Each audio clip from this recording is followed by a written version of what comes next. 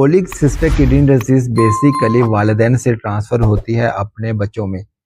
अगर आपकी वालिदा को है तो 100% आप में हो सकती है, या अगर आपके वालिद को है तो भी आपको ट्रांसफ़र होने का बिल्कुल 100% जो है यकीनन आपको पॉलीसिस्टिक किडनी डिजीज़ को फेस करना पड़ सकता है। ये बेसिकली हार्मोनल इम्बैलेंस की वजह से होती है।